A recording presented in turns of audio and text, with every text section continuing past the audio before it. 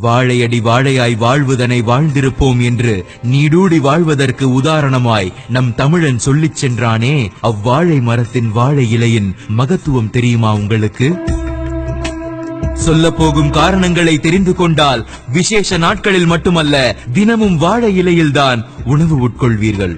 சிறுநீரக கல்லுக்கு வாழைத்தண்டு சாறு உகந்தது என்பதை அனைவரும் அறிந்த ஒன்று. ஆனால் வாழை இலை சிறுநீரகம் மற்றும் விதைப்பை தொடர்புடைய பிரச்சனைகளில் இருந்து விடுவிக்கிறது என்பதை நம்மில் எத்தனை பேருக்கு தெரியும்? வாழை இலையில் தொடர்ந்து உணவருந்தி வந்தால் இளநீரை மறைந்து கருப்பு முடிகள் வளர துவங்குகிறது. தோல் தொடர்பான எரிச்சல்கள், அரிப்புகளுக்கு வாழை இலையில் தேங்காய் எண்ணெயை தடவி எரிச்சல் உள்ள இடத்தை அந்த வாழை இலையால் சுற்றிவிட்டால் தோல் தொடர்பான பிரச்சனைகள் வந்த இடம் தெரியாது. வாழை இலையில் உணவுகளை கட்டி எடுத்துக் கொண்டால் அவை கெட்டு போவதில்லை. வாழை இலையில் உள்ள பச்சையம் நோய் எதிர்ப்பு சக்தியை தூண்டுகிறது. வாழை இலை நம் உடலில் சேரும் நச்சுத்தன்மையை அழிக்க வல்லது. காரணம், அதில் ஆன்டி ஆக்சிடென்ட் அதிக அளவில் இருப்பதால் நம் உடல் செல்களில் சிதைவு ஏற்படாமல் இளமையுடன் அதிக நாட்கள் இருக்க முடியும். தொடர்ந்து வாழை இலையில் சாப்பிட்டு வந்தால் வயிற்று புண் விரைவில் குணமாகும். வாழை இலையில் உள்ள குளோரோபில் பல விதமான நச்சுக்கிருமிகளை அழிக்கக்கூடியது. உணவு எளிதில் ஜீரணமாகும். மன அழுத்தம், புற்றுநோய் மற்றும் இதய நோய்களும் தடுக்கப்படுகிறது. பாத்திரம் தேய்க்க பயன்படுத்தும் ரசாயனம் உங்கள் பாத்திரங்களின் மீது சிறிதளவேனும் படிந்திருக்கும். ஆனால் வாழை இலையின் சிறப்பம்சமே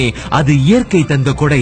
வாழை இலையை மரத்திலிருந்து வெட்டி எடுக்கப்பட்ட பின்பும் கூட அது ஆக்சிஜன் வெளியிட்டுக் கொண்டே இருக்கும். வாழை இலையில் இருக்கும் பாலிபெனால் நமது செல்களில் உள்ள டிஎன்ஏவை கதிர்வீச்சுகளில் இருந்து பாதுகாக்கிறது. சூடான சாதம் வாழை இலையில் பரிமாறும் போது இந்த இளம் சூட்டில் வாழை இலை லேசாக வெந்து இலையின் பச்சையத்தில் உள்ள பாலிபெனால் நம் சாப்பிடும் உணவில் கலந்து உணவின் ருசி பன்மடங்கு அதிகரிக்கிறது. வாழை இலையில் உள்ள வைட்டமின் ஏ, சிட்ரிக் அமிலம், கால்சியம் ஆகிய சத்துக்களும் உணவுடன் சேர்ந்து கிடைக்கின்றன.